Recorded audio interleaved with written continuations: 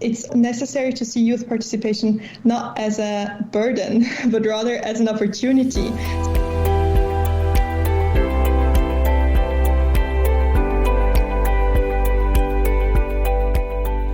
Hi everyone, my name is Natalie Alexander. I work at the UN Library and Archives, Geneva, and this is our podcast, The Next Page, designed to advance the conversation on multilateralism. In this episode, we continue our Knowledge Rising series, which is here to highlight the work of young people in global issues. We often hear about working together for our future, but can we bring this spirit to working also for our present? Our guest today is Alicia Joho, and she poses this question and explores why it's important. She's a student studying a dual master's degree in international relations, human rights and humanitarian action at the London School of Economics and Sciences Po. She's also a former Swiss youth delegate to the United Nations and now engaged as the communications director at STEAR, the student think tank for Europe-Asia relations. And she just began her internship at the UN in the gender unit of the Executive Office of the Secretary General. Today, Alicia shares why multilateralism matters to her as a young person and the need to continue working on genuinely inclusive participation of young people in multilateral efforts. We also look at diversity in youth voice and why it's really needed today, and some exciting ways that young people are building on multilateralism by making connections and community from the ground up. So much to think about. Hope you enjoy this conversation.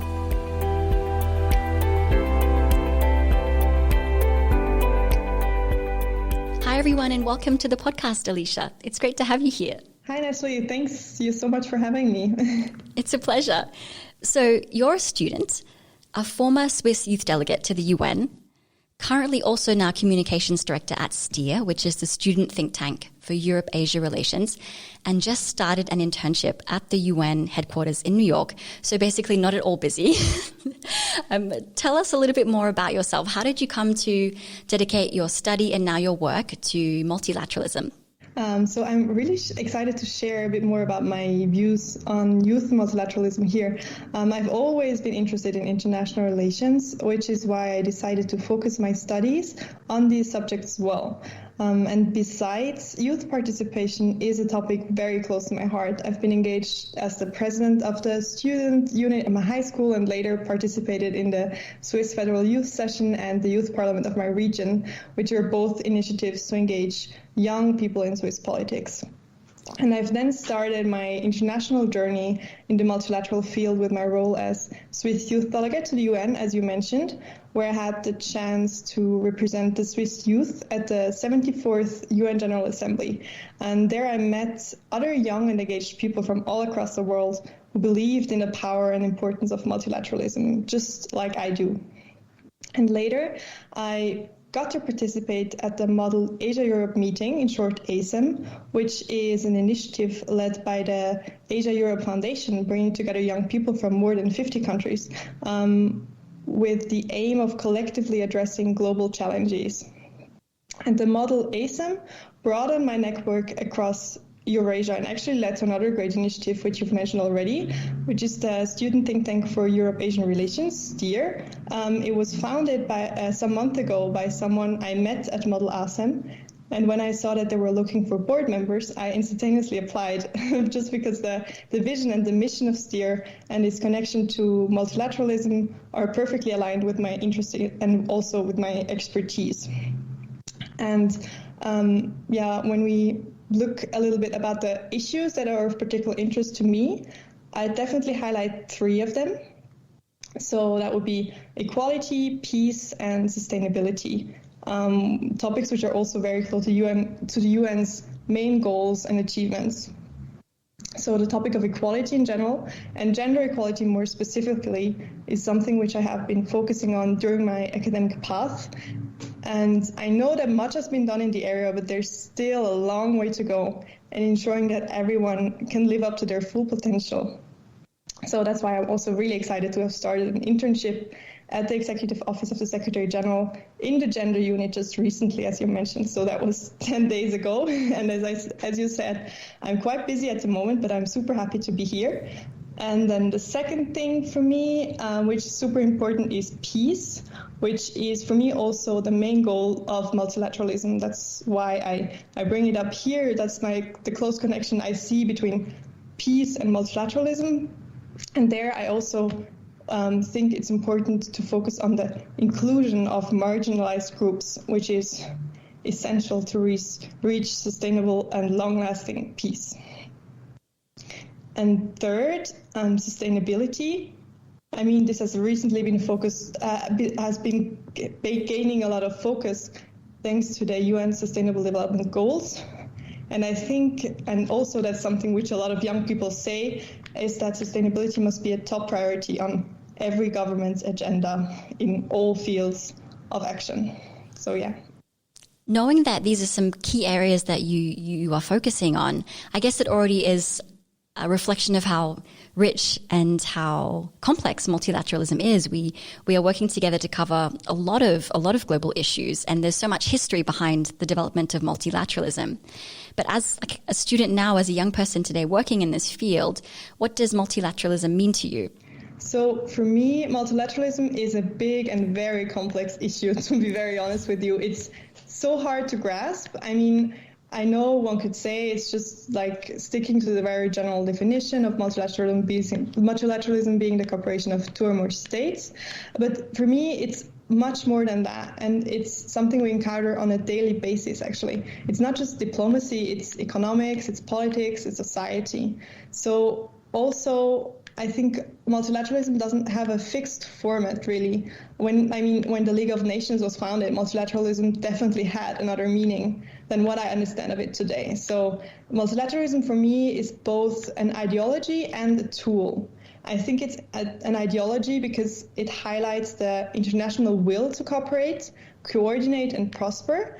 And it's inclusive because it allows all stakeholders to participate in decision-making, or let's say, at least in theory. And multilateralism also serves as a tool to tackle global issues together, be it the climate crisis, migration, or the current pandemic. I think we all know that these challenges transcend borders and cannot be solved by states individually. So for me, the UN is the true embodiment of multilateralism, and we can see the UN's impact everywhere. And to maybe add one last point to multilateralism, I think what propels me to be part of it is actually exactly this changing environment. Because, I mean, change can be very intimidating, but also change means that you have the possibility to shape it and to participate and to make the world more equal, peaceful, and more sustainable. So that's why I think multilateralism is big and complex, but also it's super important and it's everywhere. Yeah, you make a really good point about it being something evolving and living, and we're actually living through the evolution of multilateralism right now. Let's look a little bit, as you mentioned, you were a Swiss youth delegate to the UN. Could you tell us a bit more about this delegate program? What did you learn really about, working through this program and the practical reality of multilateral diplomacy in action? So there are many ways and forms of youth participation at the UN, and one of them is the UN Youth Delegate Program. Through this program, young people are included as youth delegates in a country's official delegation to different commissions of the UN, just to give a brief overview. So, for example, youth delegates can participate at the UNGA, just as I did, at the High-Level Political Forum, at the Commission of Social Development, or at the Commission on the Status of Women. And there are actually much more youth delegates which cover different issues and different aspects. But it's important to highlight that not all countries have a youth delegate program, and it's the responsibility of member states to establish it. I think something which I really like to highlight in this discussion about the youth delegate program is that the UN Department of Economic and Social Affairs actually has established an excellent guide to the UN Youth Delegate Program, which explains not only the functioning of the mandate and the goals, but also it explains, like in practical examples, how we can establish a youth delegate program in a country which doesn't have one already, which I think is great. For example, I know that one youth delegate from South Korea, which I met at the UN General Assembly, she was the first one, and she actually lobbied all the institutions in South Korea so that she could participate in the program. And she also did, like, she was collecting funds, etc. by herself. So for me, that's a really great example of youth participation, really pushing for more inclusivity. And so youth delegate programs vary from country to country. And in my case, being the youth delegate of Switzerland, the mandate has two main objectives. So one is representing Swiss youth at the UN, and then the other one is bringing the UN closer to Swiss youth. And it's like the program is coordinated by the Swiss National Youth Council and the Swiss Federal Department of Foreign Affairs. So the Youth Council is more taking care of the things which happen nationally, and the Federal Department of Foreign Affairs is looking for all the things which happen on an international basis. So as I said, I was able to participate at the UN General Assembly in New York. That was in 2019 in the third committee. And I had actually had the chance to hold a speech in front of all member states, highlighting the importance of access to education and work for young people. And to be very honest with you, I was super nervous because it was actually the first youth delegate speaking at the third committee in that session. So I was a bit stressed, but it was an absolutely amazing experience, and I got wonderful feedback. And it was exciting to hear about from so many other delegates from other countries approaching me and telling me that they find it so important that young people are actually here and are actually taken into account.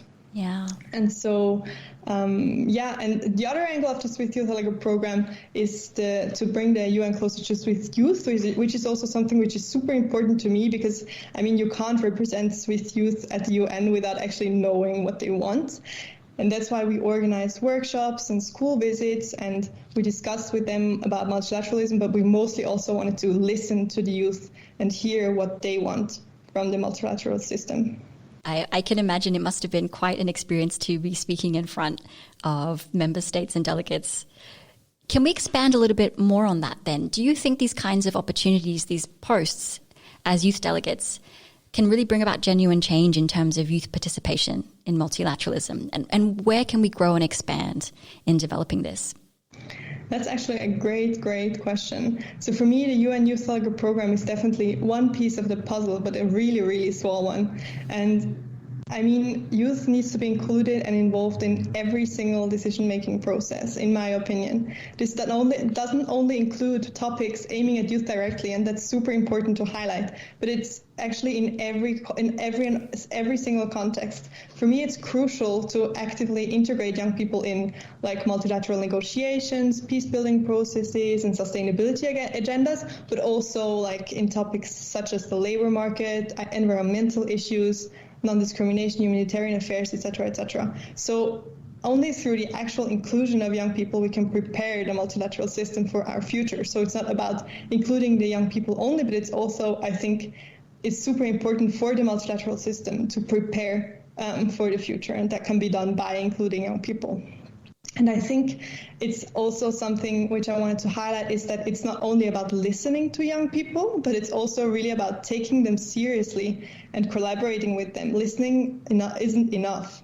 And I believe that the COVID pandemic has shown many weaknesses in this system, both on the national and the international level, and that young people are still not sufficiently taken into account when deciding on policies and priorities and political agendas. Really interesting. And I think that you make a really good point about how COVID has perhaps highlighted some gaps in youth participation, especially in multilateralism, but even in national participation.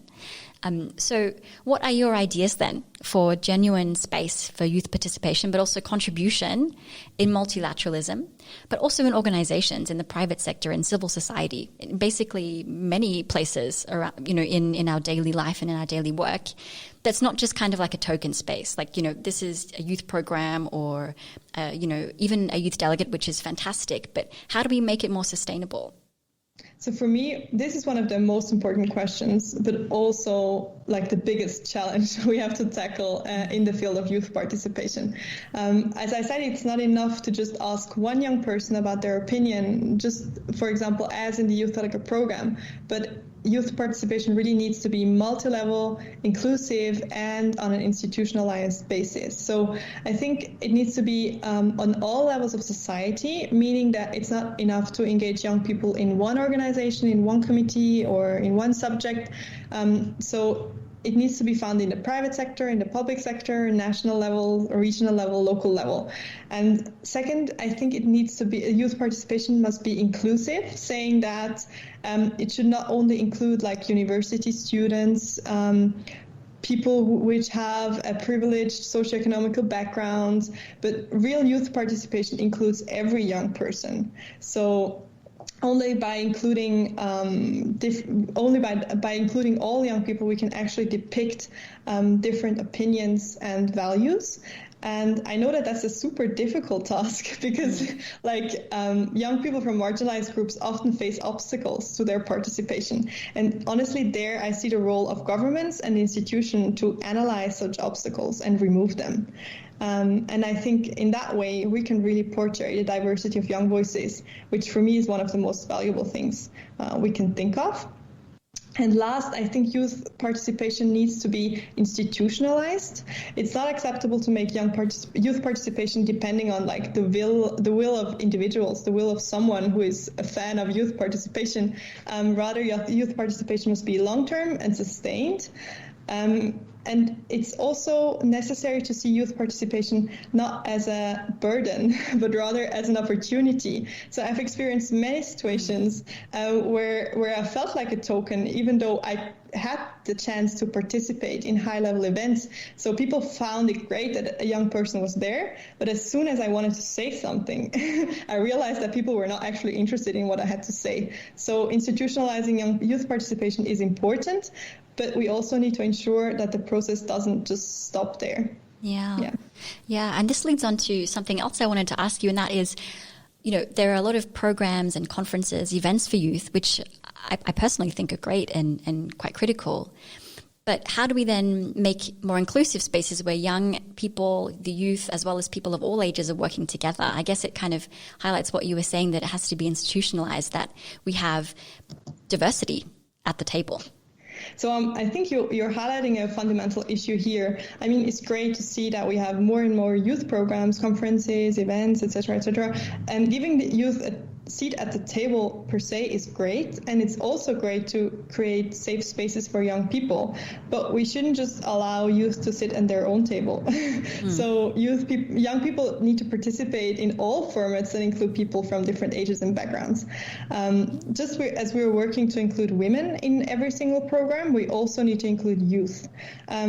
And I think young people are often considered not to have enough experience to discuss with senior diplomats and leaders, but I believe that our strength lies exactly there.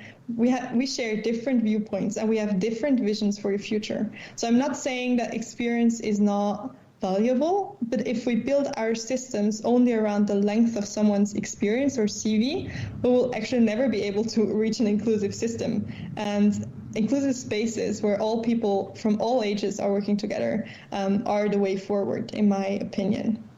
So, and apart from programs that actually include young people in multilateralism, I think it's also important to raise awareness about multilateralism among youth, because that's something which I've seen in my recent work. So that's one of the main obstacles in the participation of young people in multilateralism is that they actually do not know in which ways they can already participate in multilateralism. It's really true, I think. And I think something that young people definitely, but I think people everywhere are wondering, how can we contribute to multilateralism? Is this part of your kind of goal as you move forward to try and bridge that gap between this kind of participation and helping people to understand how they can? Yeah, definitely. I think that was part of my past experiences already, like as a youth delegate. But it's also something which I want to go forward with, because I think personally, I believe that the multilateral system is the way we have to go forward. I don't see another option. Like, I don't want to go back to every state pursuing its individual interest. That's really something I think we have all learned that it's not going to end well. So for me, I really see myself in a position where, as I have gathered experience, also like behind the scenes experience of multilateralism, I really want to share that. And for now, I've done that in the youth field, like with young people, but I would really be interested in also sharing this in a more global sphere, where that I can really show people that multilateralism isn't just something which costs money and is not efficient, but it's actually doing a lot. And I think people often highlight the bad things happening and the inefficiencies of international institutions, etc., but they don't see what actually happens behind the scenes, and that there's so many important and crucial and vital things which are based on multilateralism. I do want to ask you about your future endeavors very soon, but there was one thing that you mentioned that I thought was really important, and that is diversity of youth voice. Just as we've seen over time with women's equality and gender equality, that it's not a one-way route. Intersectionality is super important. Can you tell us a little bit more about diversity in youth voice? Because I guess we often say the word, young people, the youth, we need to get the youth involved. What are your thoughts on this? How can we support more diversity in what this means? That's super interesting that you say that, and that you compare with intersectional feminism, because I'm a strong believer of intersectional feminism, and I'm really also learning every day on how to make spaces more inclusive, not just like on the paper, but in reality. So I think it's super similar to feminism. It's just maybe some years behind, but I hope and I believe that this is a process which is also happening, that we are not actually essentializing the voice of young people.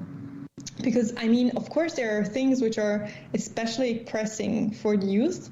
For example, we've seen that the Fridays for Future movement mobilized many young people because they found their future threatened by the non-implementation of the Paris Agreement. And I think that's something which we really can see. So it's not that I'm saying this is not happening, but still we need to listen to other voices. And inclusion is not about listening to the people who are saying the things we actually want to hear, but it's just listening to everyone. And we cannot represent the billions of young people across the world in just one voice or opinion, just as we can't do the same with women. And so in practice, I think this means a lot of work. Just on the level of youth delegate, for example, we were facing this challenge every day. Like, how can you actually represent the youth, or like in my case, the Swiss youth, but more generally the youth. So I tried to talk to youth organizations, etc., as I mentioned, but it was a tricky challenge. And I remember one youth delegate, he was actually from Bulgaria, and he was telling me the exact same struggle, and he was worried that he cannot. He was worried in his role as youth delegate that he's not really representing young voices. So what he did is he actually organized a large-scale online survey, and it had so many thousand participants, where young people could write down everything they're worrying about and rate it according to their importance. And I thought that was super interesting, because in the one hand he collected every single opinion, but then he could still abstract the results and take conclusions based on them, because we still, if we want to mobilize and advocate for young people and young voices, we still have to find common ground somehow. Wow, that's a really cool example of, I guess, inclusivity in action, inclusion in action. Thanks for sharing. Looking forward then, there's still quite a bit of work to do. The work continues. Definitely. But looking at your own work, you're now serving as communications director at STEAR. Can you tell us a bit more about this think tank? What is its mission? So STEAR, as you said, is the student think tank for Europe-Asia relations, and it's a newly founded youth think tank. So our vision is mainly to serve as the first institute for students and young professionals in Europe and Asia, and to provide a bridge between the two countries, strengthening multilateral cooperation and international prosperity. And we're generally wanting to maximize the number of young voices in the Asia-Europe space. So STEAR mainly publishes policy publications, which provide a platform for discussions of various topics. We decided not to focus on a specific policy subject in order to enable youth from all backgrounds to participate. So inclusivity there as well is key to meaningful youth participation.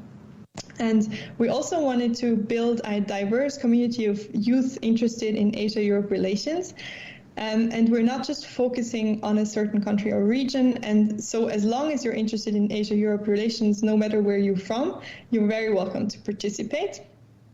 We're focusing on like shared interests rather than shared backgrounds.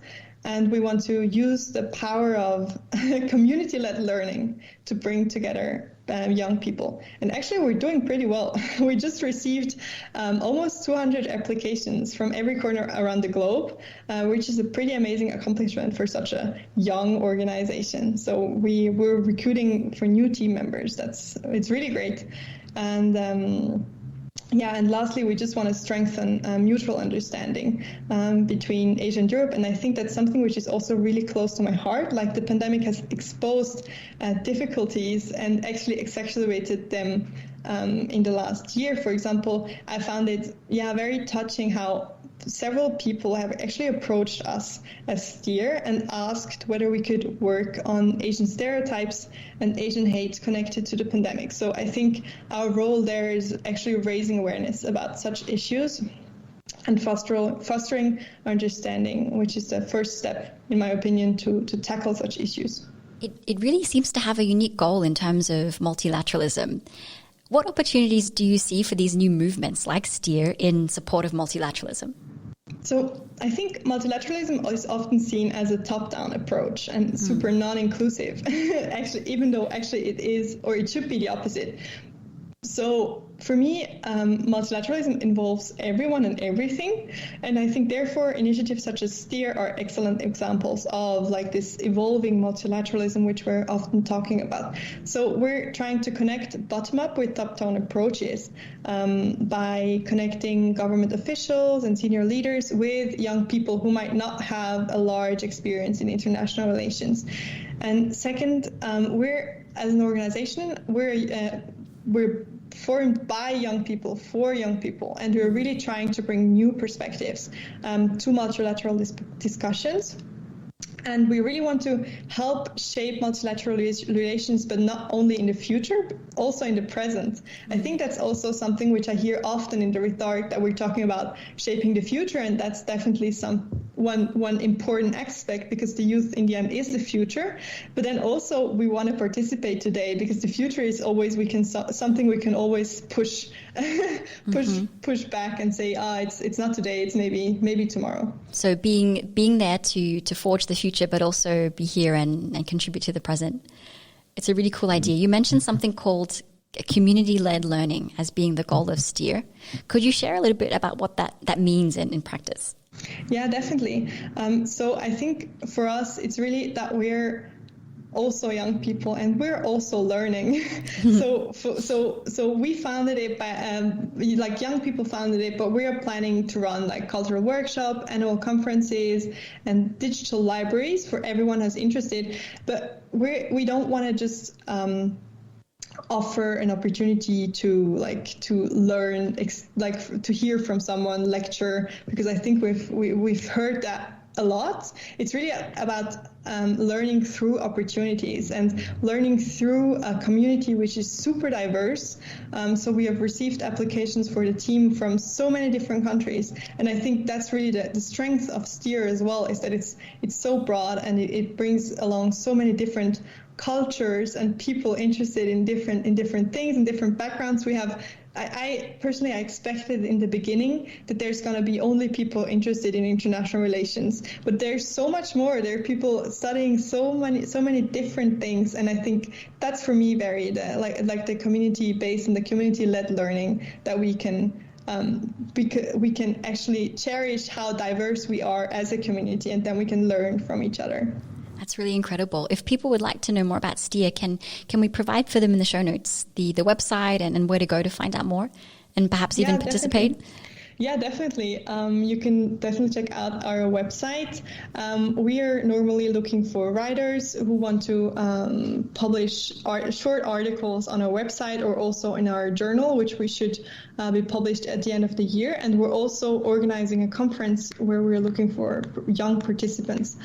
So you're most welcome to take part in it. Great. So we'll make sure we have the links in the show notes. Thanks so much, Alicia. I wish you all the best as you move forward in all of this great work. If there's anything you would want our audience to remember from our conversation today and move forward with, what would it be? So I think we're able to cover many aspects which are important for me, covering youth participation, but I just cannot stress enough that I encourage every young person to find a way of actually participating and changing the world we live in. It's our future, and it's also the present we live in that we're creating. So everyone should be part of the process. It's a great way to end. Thank you so much. All the best. Good luck, and we hope to see you soon. Thank you so much for taking your time, Natalie. It was great to speak with you. Me too. Thank you.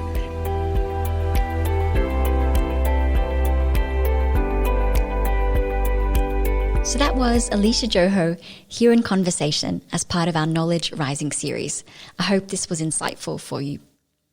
You can find the links mentioned by Alicia in the show notes.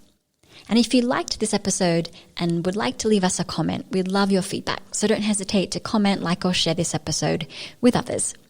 You can also subscribe to the podcast on Apple or Spotify if you'd like to find out when new episodes are released. You can also follow along as new episodes come out on the library's Twitter account, which is @UNOG Library, and over on Facebook @UN Library and Archives, Geneva.